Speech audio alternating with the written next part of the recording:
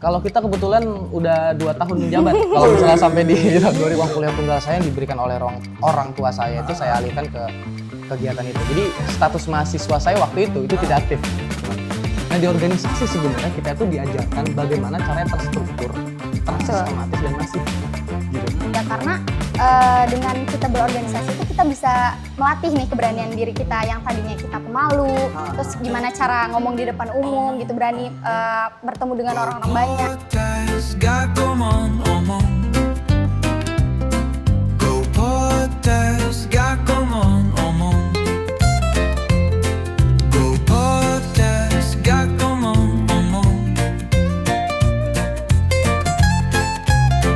Halo Genasta, selamat datang di Go Podcast. Gak mau ngomong. Tepuk tangan dong. Go Podcast ini adalah ruang untuk ngobrol seru tentang isu-isu anak muda, isu-isu terkini yang erat kaitannya dengan Gen Z. Dengan kita dong.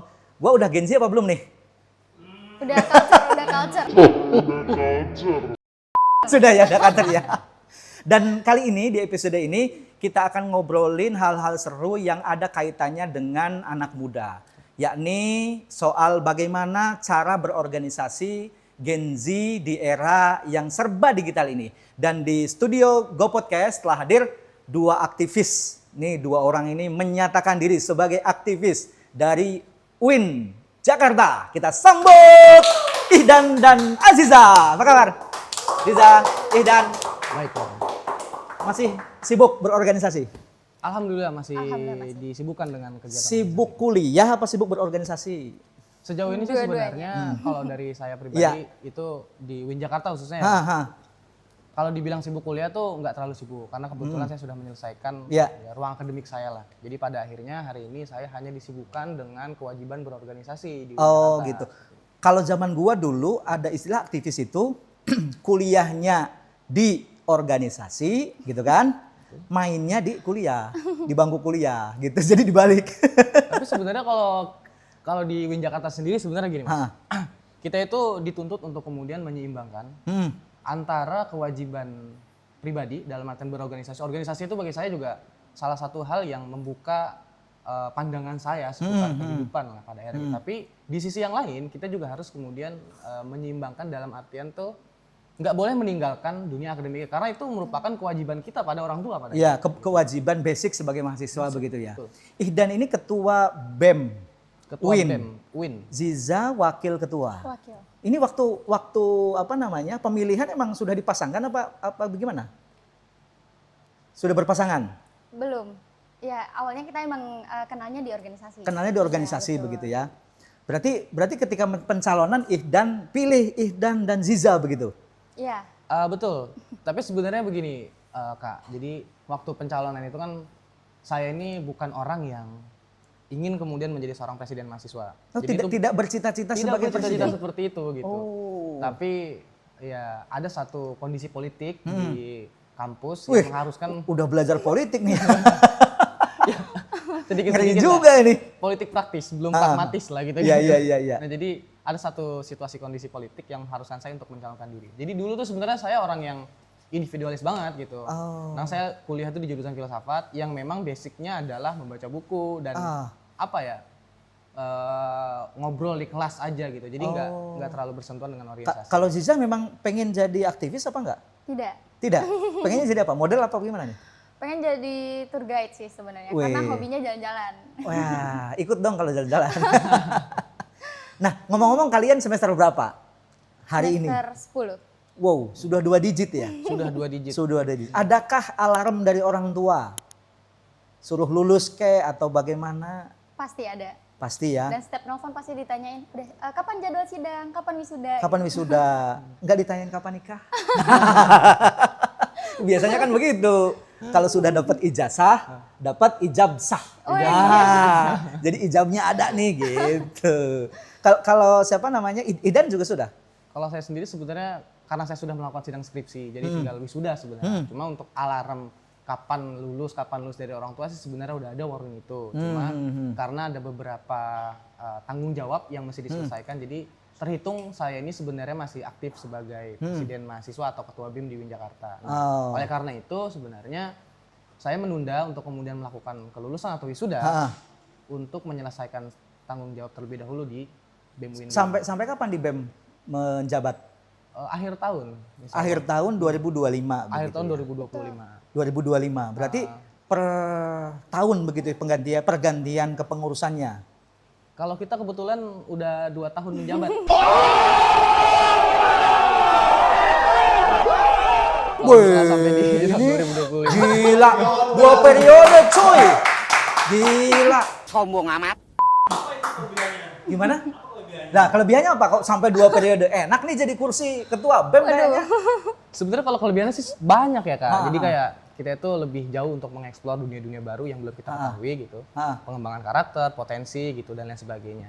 Nah, cuma di jabatan yang kedua tahun ini saya rasa bahwa kita kan juga ya lebih tertarik pada kegiatan-kegiatan yang sifatnya filantropi lah. Filantropi itu yang kayak untuk mendorong mahasiswa lebih lebih kuat lagi dalam berorganisasi. Contohnya kalau di kita tuh biasanya untuk melakukan kegiatan kita itu cenderung mengambil kesukaan daripada mahasiswa. Jadi nggak yang kayak maksain dan lain sebagainya. Nah, itu kita ketahui di periode kedua kita. Jadi pada akhirnya ketika kita melakukan seminar atau kegiatan-kegiatan filantropi, nanam pohon dan lain sebagainya, biasanya kita mengundang artis-artis ataupun influencer supaya menjadi daya tarik gitu. Wih, berarti kesimpulannya mahasiswa puas di periode pertama, terus kemudian periode kedua lanjutkan.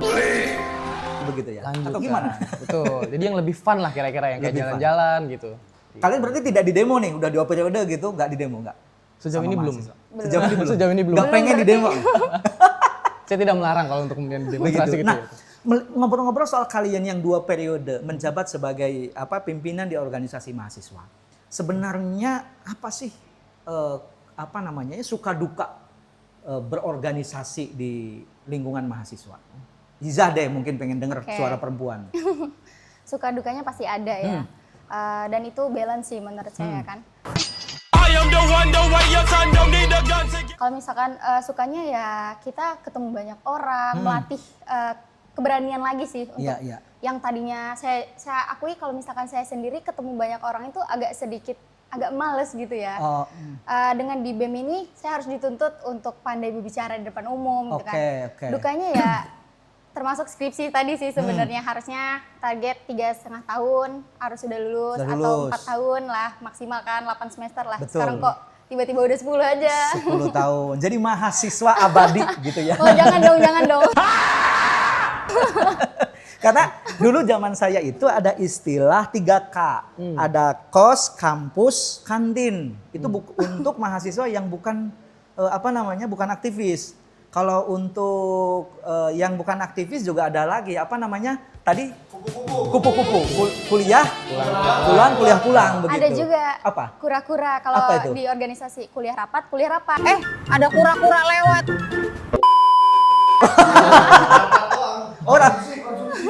Kuliah rapat begitu ya. Kura-kura juga dia kunang-kunang. Apa itu? Kuliah nangis. Kalau ini curhat kalau ini. Kenapa nangis katanya? Banyak tugas. Oh, di satu sisi harus berorganisasi. Betul. Kirain patah hati gitu. Enggak ya, kalau patah hati enggak ya? Enggak. Kalau Idan gimana Dan? Suka duka di memimpin organisasi? Iya, kalau dari saya pribadi sebenarnya gini Kak. Karena kan sebenarnya tadi saya bilang bahwa saya ini nggak punya niatan dan nggak punya cita-cita untuk menjadi seorang presiden BEM. Gitu.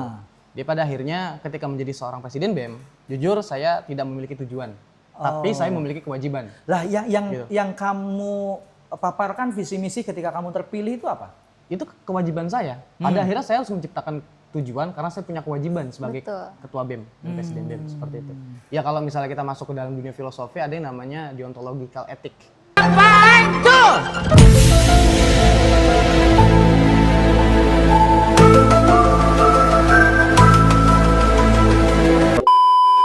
Jadi meskipun orang tuh nggak punya tujuan. Sebentar. Ini filsafat banget, anak filsafat banget. Anak filsafat, layak sebagai seorang aktivis loh. Saya juga nggak paham tuh maksudnya. Coba jelasin.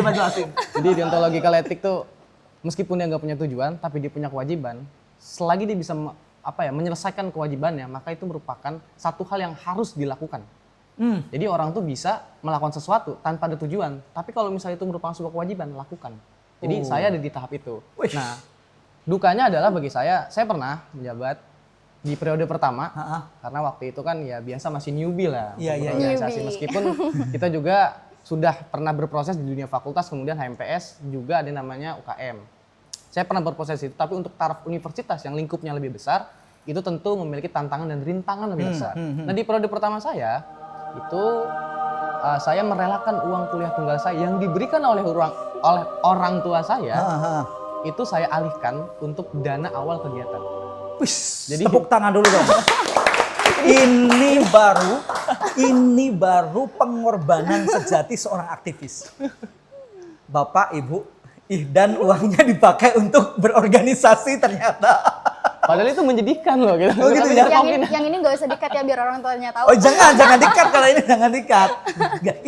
Itu konsekuensi ya dalam berorganisasi ya. Betul. Iya. Jadi sampai mengeluarkan uang pribadi, terus kemudian itu untuk kegiatan. Untuk kegiatan. Untuk kegiatan. Jadi uang kuliah tunggal saya yang diberikan oleh orang tua saya itu saya alihkan ke kegiatan itu. Jadi status mahasiswa saya waktu itu tidak aktif.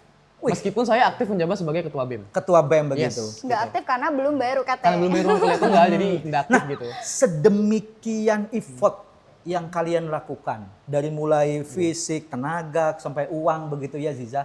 Sebenarnya apa sih yang didapatkan dari organisasi itu? Mungkin kalau dari saya pribadi ya, sebagai ketua BEM tuh sukanya bagi saya tuh karena saya tadi yang sudah disebut sama Aziza, ketemu banyak orang, kemudian saya bisa nge-explore pengetahuan yang baru, apalagi pengetahuan soal politik yang rasa-rasanya itu menjadi anggapan orang politik itu merupakan hal yang sulit. Tapi menurut saya dengan kita berorganisasi, politik itu justru malah menjadi hal yang menggelitik, lucu aja gitu. Jadi ada beberapa part pengetahuan yang belum saya temukan. Dan karena saya basicnya itu dari filsafat, jadi saya terbiasa dengan yang namanya memikirkan gitu. Tapi kalau saya berorganisasi, ketika saya menjadi ketua BEM, jadi saya tuh terbiasa dengan hal yang namanya melakukan. Jadi semacam cara saya untuk mengekspresikan pikiran saya itu adanya di organisasi. Kayak gitu. Nah untuk menularkan nih kepada Gen Z, kalian kan berdua jadi pimpinannya nih, supaya semangatnya sama kayak Ziza, sama kayak Ihdan, supaya dapat berkorban di organisasi ini, apa sih yang harus dilakukan oleh Gen Z semangatnya supaya sama? Mungkin yang pertama yang harus dilakukan adalah tahu diri sendiri dulu. Kita tuh mesti menjadi seorang manusia lah katakan, kita tuh harus tahu karakter kita, potensi kita tuh ada di mana, baru kita itu bisa masuk dalam organisasi. Khawatir, dulu sebenarnya saya itu pas pertama kali masuk kan masih buta tuh Kak dalam dunia. Nggak melihat dong? Ini ada berapa nih? Katanya buta. Ada buta dua. perihal organisasi lah ya. Iya, buta perihal organisasi dan UKM, ya organisasi informal maupun non formal. Dulu tuh saya sempat masuk ada UKM di Win Jakarta itu namanya Menwa. Ada, jawab. Mana matamu? Mana matamu? Saya pikir Menwa itu yang tentaranya ya? Iya betul. Sentimen mahasiswa. Iya, resimen mahasiswa. Resimen mahasiswa kan? Betul. Yang tegap-tegap gitu. Iya, Betul. betul. Dulu saya pikir itu merupakan organisasi yang sering melakukan demonstrasi. Tapi ternyata terbalik. Kita tuh malah diajarkan mengenai kedisiplinan dan lain sebagainya. Dan itu bagus sebenarnya kalau misalnya teman-teman di luar sana memiliki kesukaan di bidang itu. Kayak misalnya yang tadinya itu di sekolah itu senang namanya pramuka, maka masuklah ke Menwa ketika di kuliah. Jadi kenalkan diri dulu, baru kita masuk ke dalam unit kegiatan mahasiswa, BEM dan lain sebagainya. Tergantung basic kita tuh ada di mana. Tapi saya melihat Ziza sebagai wakil ketua BEM ya. Berarti peran perempuan di sana juga diakomodir ya? Atau jangan-jangan tidak milih Ida nih, milihnya Ziza, ya kan di periode kedua. Gimana Ziza? Posisi perempuan dalam jadi seorang aktivis begitu? Posisi perempuan dalam peran aktivis itu sangat penting sih. Kalau misalkan orang pada beranggap, oh laki-laki doang nih yang bisa memimpin, loh kita perempuan juga bisa kok. Bisa gitu. ya. Saya mau dipimpin sama Ziza. Oke. Kebalik. Dan bicara tadi perihal Ihdan yang memakai uang UKT untuk kegiatan-kegiatan yang ada di organisasi, kalau saya kebalikannya. Kalau saya itu perihal UKT sih alhamdulillah waktu itu dapat beasiswa sampai semester 8. Jadi kalau misalkan UKT dari orang tua itu emang nggak ada, tapi adanya uang bulanan. Nah, jadi saya memakai uang bulanan itu untuk ya tabungan saya. Jadi dibalikin lagi buat kegiatan-kegiatan yang ada di kampus gitu. Ya, kalian sudah pakai uang sendiri, wisuda ditunda begitu. Sebenarnya apa yang didapatkan dari berorganisasi ini? Secara sederhana sih mungkin saya bisa bilang gini ya. Jadi organisasi itu kan dia diambil dari kata organon. Ya kan? Nah, ada satu filsuf tuh, namanya Aristoteles. Filsuf lagi ya. Dia nulis buku. Jadi Aristoteles tuh belum pernah nulis nama buku logika, tapi ada yang organon. Nah, di organisasi sebenarnya kita itu diajarkan bagaimana caranya terstruktur, tersistematis dan masif gitu. Dan itu pun sebenarnya nyambung dengan pola pikir kita. Jadi nggak bisa tuh ketika kita ingin mencapai satu tujuan, itu dari A langsung ke K kemudian sampai ke Z. Nggak bisa, tapi harus dari A, B, C dan itu Ada prosedurnya ada lah ya. prosesnya. Jadi saya tidak melihat Ihdan Ziza itu berada di posisi sekarang jadi ketua dan wakil ketua begitu ya. Berarti kalian ini memang prosesnya panjang. Panjang. Ziza mulai jadi aktivis mulai kapan? Kalau dibilang jadi aktivisnya sendiri ya di lingkungan kampus ini. Kampus, Kalau tapi misalkan belajar berorganisasi itu dari SMP udah ikut organisasi Organisasi SMP, ya, OSIS SMA, begitu betul. ya. Oh, Ihdan Kebetulan juga? saya Ya. dulu OSIS sama Paskibra sih. Paskibra. Ihdan? Kalau saya kan karena basic ke pondok pesantren, jadi di sana tuh di pondok pesantren ada yang namanya pengurus. Jadi masuk ke pengurus di bidang kesenian. Jadi awal mulai itu dari Madrasah Aliyah, kemudian masuk ke HMPS. HMPS itu himpunan program studi, HMJ lah mungkin. Kawan-kawan semua mengenalnya, kemudian di BEM fakultas baru ke BEM universitas. Berarti memang berjenjang ya. Berjenjang. Tidak tiba-tiba kalian berpasangan, pilihlah. Dulu slogannya apa Ihdan sama Ziza? Cahaya kita. Wih, ini apa artinya tuh? Cahaya kemajuan UIN Jakarta. Wih, tepuk tangan dulu dong. Ini bisa jadi jargon untuk calon gubernur ini. Ya, bercahaya untuk DKI Jakarta. Nah, soal apa yang kalian lakukan? Hari ini sebenarnya seberapa penting organisasi harus digeluti oleh atau seorang Gen Z yang baru, ini kan mau pendaftaran mahasiswa baru nih. Betul. Ada mahasiswa baru. Seberapa penting sih mahasiswa baru ini untuk ikut berorganisasi? Menurutku, boleh jawab dulu. Silakan. Menurutku sangat penting sih. Kenapa? Karena zamannya sekolah sama kuliah itu kan beda. Kuliah itu nggak full seharian, kalau sekolah kan full seharian. Nah, kenapa kita harus berorganisasi? Ya karena dengan kita berorganisasi itu kita bisa melatih nih keberanian diri kita yang tadinya kita pemalu, terus gimana cara ngomong di depan umum gitu, berani bertemu dengan orang-orang banyak. Gitu kan. Tapi kan Gen Z ini kadang, ya mohon maaf ya, ini bapak-bapak, mohon maaf ya Gen Z. Kadang Gen Z merasa dirinya, saya nggak butuh deh gitu ya. Apalagi yang orang tuanya menengah ke atas, mereka sudah semua dicukupi, ngapain berorganisasi, membuang-buang waktu gitu kan, hanya kura-kura kuliah rapat begitu. Tapi kalau dari saya, jujur mas, Kak, itu dulu saya berpikiran seperti itu. Ngapain sih berorganisasi, buang-buang waktu. Tuh. Kuliah rapat pulang sampai jam 5, bahkan diskusi habis itu sampai jam 9 malam. Sampai Itu kan malam. sangat amat melelahkan dan Itu mandi nggak kalau saya bisa jam 9 malam? Mandinya besoknya lagi. Mandinya besok lagi. Tapi jujur ya, saya melihat kalian berdua ini sudah cukup cerah. Beda dengan dulu zaman kita kuliah, gitu kan? Dekil-dekil sih.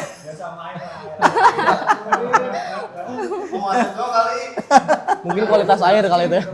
Kualitas air kali itu mungkin. Gitu ya. Iya. Mungkin mahasiswa sekarang pakai skincare kali ya.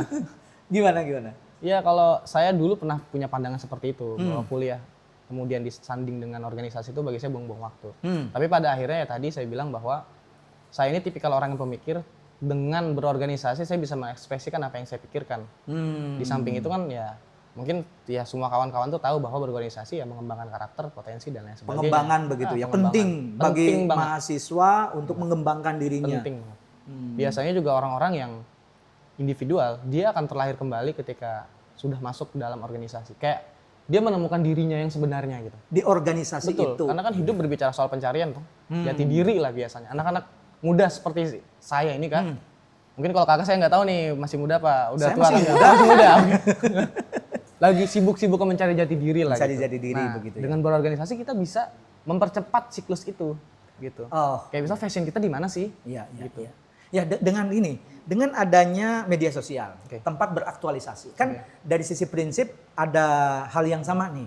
Media sosial tempat berekspresi, organisasi juga tempat berekspresi. Apakah dua hal ini bisa dipadukan atau memang mungkin harus pilih salah satu deh gitu? Harus dipadukan sih. Harus dipadukan. Iya. Kenapa? Karena dengan bermedia sosial kita bisa ngembangin organisasi itu. Jadi orang-orang kan nggak tahu nih kalau misalkan organisasi ini tuh seru apa enggak sih kan. Kebanyakan anak-anak, buat apa sih rapat, buat apa sih ini.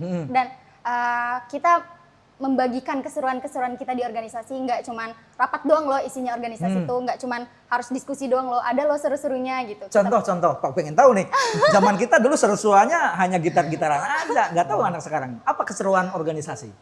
Ada juga beberapa yang jalan-jalan kah, keluar atau ngikut kegiatan apa gitu. Jadi semuanya itu dibagikan di media sosial. Terus orang yang nggak ikut organisasi, contoh pengalaman saya sendiri, teman kamar saya sendiri kan, dia nggak ikut organisasi apa-apa. Iya.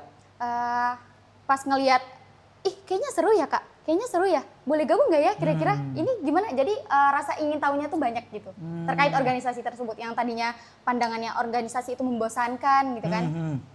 Jadi ada rasa ketertarikan buat, kayaknya gue harus nyoba juga deh ini, kayaknya seru deh gitu.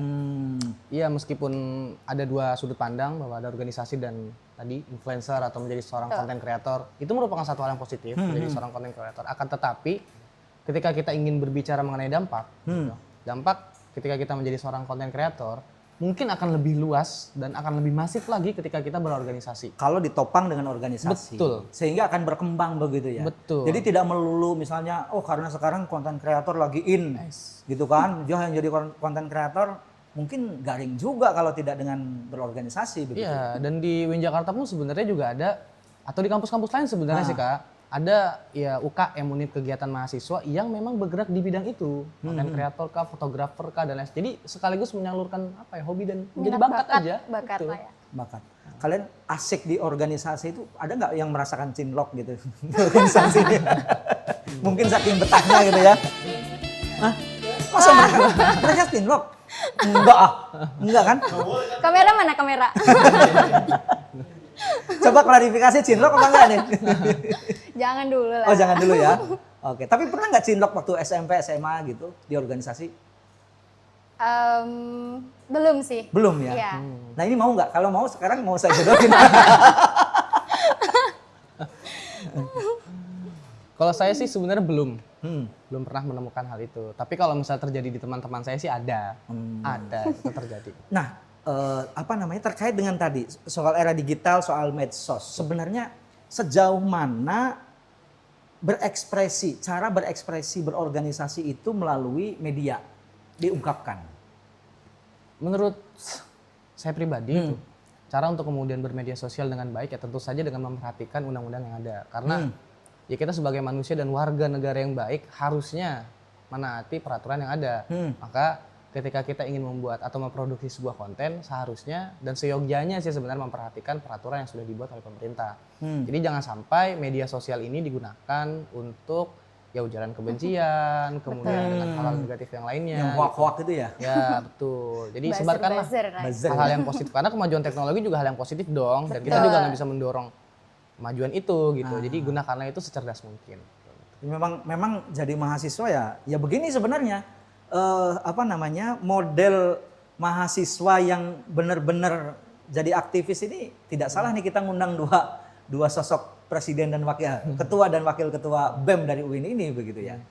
Nah, sebagai pemimpin di organisasi, pemimpin tertinggi begitu ya di BEM, sebenarnya model yang kalian terapkan di organisasi supaya organisasi ini jalan, kalian yang udah 2 periode ya, supaya mahasiswa ini puas, supaya Gen Z mahasiswa baru itu tertarik, apa rahasia yang diterapkan? Secara sederhana mungkin bisa saya bilang bahwa kepemimpinan yang saya lakukan adalah kepemimpinan yang mirip-mirip dengan negara idealnya Plato. Karena di tengah-tengahnya itu ada yang namanya Guardian. Jadi Guardian saya namakan di sini adalah Menko, Menteri Koordinator. Berarti kemudian seperti zamannya seperti di Pak Prabowo begitu ya? Yes, ada betul. Menko. Ada Menko, ada kementerian juga. Betul. Jadi berapa? Kita masih dalam praktis belum pragmatis kalau gitu. Nah, kemudian tugas saya dan tugas Aziza ini sebenarnya sudah ada dikotomi atau pemisahan gitu ya. Jadi Azizah lebih intens sebenarnya urusannya satu hal dengan internal kampus. Kemudian saya itu dengan eksternal kampus. Nah, Azizah dia berperan untuk menaungi Menko-Menko, kemudian dengan Menko ini menaungi menteri-menterinya. So saya biasanya menghadiri undangan dan lain sebagainya dengan ya tugas-tugas dinas keluar lah, misalnya kayak ketemu sama kawan-kawan BEM yang lain dan lain sebagainya. Nah, untuk kegiatan biasanya kita itu lebih pada kegiatan yang tadi bersifat filantropi. Kayak waktu itu kita pernah menanam pohon gitu. Kemudian ada seminar ekonomi untuk membangun kesadaran kesadaran finansialnya mahasiswa gitu, sehingga mereka juga bisa diajarkan bagaimana sih cara mengelola ekonomi yang baik, kemudian peluang bisnis apa yang bisa diakses gitu. Nah, jadi apa yang kalian kemas ini dikemas dengan santai supaya Gen Z ini tertarik begitu ya? Tentu. Iya, betul. Jadi memang ketika kita melakukan seminar ataupun ada pelatihan-pelatihan seperti itu, biasanya kita ngundang artis. Gitu. Jadi sebagai daya tarik gitu. Misalnya nih ada sebentar, uangnya dari mana tuh undang artis? Sebenarnya disiapkan oleh kampus. Betul. Gitu. Jadi Kalau zaman saya dulu dibayarnya 2M. 2M apa tuh, Pak? Makasih Mas. Jadi nggak dibayar gitu. Disediakan oleh kampus tapi ada beberapa ya uang dari kawan-kawan lah kayak gitu. Apa itu 2T? Thank you, Oh, thank you. Thank you, Tok. Tok. Ya, kita juga bisa berkolaborasi dengan beberapa pihak swasta untuk mengadakan kegiatan itu gitu. Berarti iklim organisasi di UIN ini hidup ya? Hidup. Cukup hidup. Dan regenerasi berjalan? Betul. Kalau regenerasi sih menurut saya mungkin hari ini tuh udah ada sedikit keterlambatan gitu, karena harusnya kita menjabat selama 1 tahun gitu, karena kan sesi curhat kan gitu. Berarti ini kesalahan kalian berdua juga dong? Mungkin bisa seperti itu karena yang salah selalu saya. Iya. Nah, berarti menurut kalian organisasi hari ini sudah relevan nggak untuk seluruh kalangan Gen Z dengan latar belakangnya? Kan ada nih yang dari kelas menengah ke atas, ada yang menengah ke bawah begitu. Ada nggak misalnya, saya minder nih karena saya dari orang yang nggak punya begitu? Sebenarnya organisasi itu fleksibel. Jadi kalau misalnya kakak menanyakan bahwa hari ini organisasi relevan atau tidak, bagi saya masih relevan. Tergantung bagaimana semangatnya, bukan tolak ukur ekonomi keluarganya gitu. Si miskin juga bisa berorganisasi, si kaya juga sebenarnya bisa berorganisasi. Jadi yang membedakan kita dalam organisasi itu bukan soal ekonomi. Jadi soal tujuan, visi dan misi kita berorganisasi itu seperti apa. Jadi menurut saya masih relevan dan seharusnya kawan-kawan juga bergabung ke dalam organisasi karena pada akhirnya disitulah tempat kita untuk menemukan diri sendiri gitu. Jadi masih relevan lah, apalagi kan organisasi hari ini bisa dibilang menjadi penyambung lidah rakyat gitu kan, dan bahkan itu jadi ada gium dari tahun-tahun terdahulu loh. Pada akhirnya ya bagi saya organisasi mengajarkan kita banyak hal, banyak banget gitu. Tentang kehidupan, kemudian kenegaraan, karena kan ya organisasi terkecil sebenarnya dalam kehidupan adalah keluarga. Di keluarga aja kita udah berorganisasi gitu. Masa sih di perkuliahan kita nggak mau masuk di organisasi kan kayak gitu. Ngomong-ngomong soal penyambung lidah rakyat, mahasiswa sebagai agen perubahan gitu ya. Perspektif kalian terhadap pemerintahan Pak Prabowo. Apa yang kalian rasakan deh di aktivitas mahasiswa di pemerintahan kali ini? Saya kira bahwa pemerintahan hari ini memiliki gagasan yang besar, apalagi sayalah sebenarnya pelaku Indonesia Emas itu. Mungkin kalau misalnya kakak udah tua gitu kan. Kalau saya ini memang betul-betul pelaku Indonesia Emas di 2045 karena yang diandalkan adalah generasi Z. Betul. Secara gagasan menurut saya itu merupakan gagasan yang sangat amat besar. Tapi itu juga harus ditopang dengan kebijakan yang sesuai. Gitu. Jadi dalam sudut pandang mahasiswa bahwa betul bahwa apa yang